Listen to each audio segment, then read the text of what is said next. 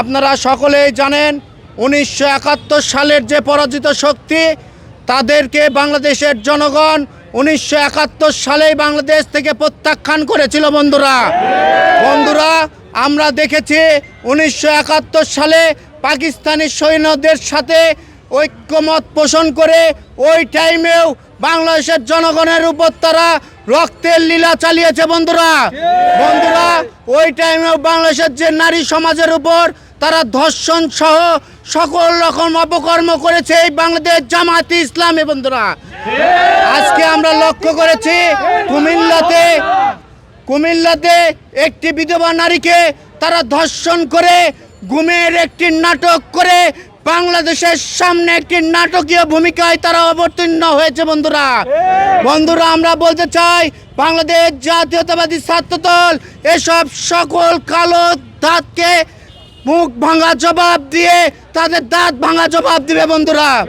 বন্ধুরা আমরা বলতে চাই কখনো কোনো মিথ্যাকে সত্য বানানো যায় না, কখনো কোনো সত্য ঘটনাকে ধামাচাপা দিয়ে রাখা যায় না। বন্ধুরা এই ছাত্র শিবিরের প্রতিটি নেতা কর্মী দুচ্চরিত্র। বন্ধুরা তাই আমরা সাধারণ শিক্ষার্থীকে আহ্বান জানাবো এইসব রাজাকারের বংশধরকে বাংলাদেশ থেকে বিতাড়িত করে এই জুলাই গণ অভ্যুত্থানের যে আমাদের মূল এজেন্ডা সেই এজেন্ডাকে বাস্তবায়ন করতে হবে। বন্ধুরা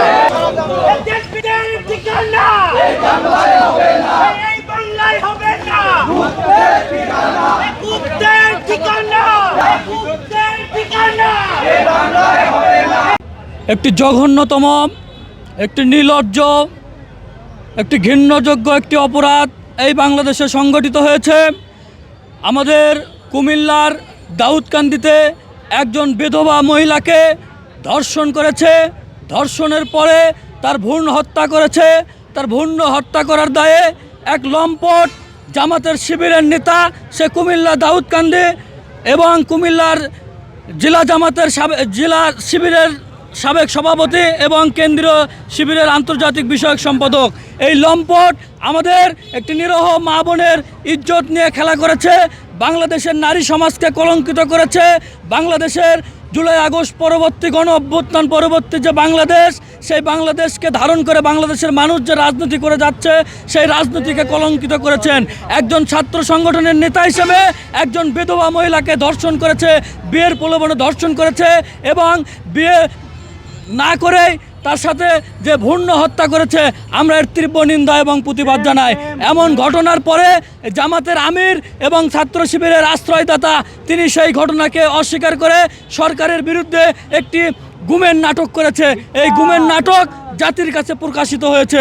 তারা যে মিথ্যা গুপ্ত প্রোপাগান্ডা এবং মিথ্যা তথ্যের উপর ভিত্তি করে এই সরকারকে নিয়ে বিভিন্ন ধরনের সমালোচনা করে, আমরা এর তীব্র নিন্দা এবং প্রতিবাদ জানাচ্ছি। একই সাথে এই ধর্ষক যিনি আমাদের বোনকে ধর্ষণ করেছে সেই ধর্ষকের শাস্তি এই বাংলাদেশে কার্যকর করার জন্য জোর দাবি জানাচ্ছি। আজকের বাংলাদেশ জাতীয়তাবাদী ছাত্রদল সরকারি আজিজুল হক কলেজ শাখার পক্ষ থেকে আজকের এই প্রতিবাদী মিছিলে উপস্থিত সবাইকে আন্তরিকভাবে ধন্যবাদ জানাচ্ছি এবং এই ক্যাম্পাসের প্রতিটি শিক্ষার্থীদেরকে যাতে সুষ্ঠুভাবে সুন্দরভাবে ক্যাম্পাসে তারা লেখাপড়া করতে পারে, তাদের মত স্বাধীনতাকে যাতে তারা শান্তিপূর্ণভাবে পালন করতে পারে, ছাত্রদলের সমস্ত নেতাকর্মী এটি নিশ্চিত করবেন। আমাদের কোনো বোন, আমাদের কোনো নারী যাতে কোনো গুপ্ত কোনো ধর্ষকদের দ্বারায় কোনো প্রতারিত না হয়, এটির জন্য আপনারা সজাগ থাকবেন।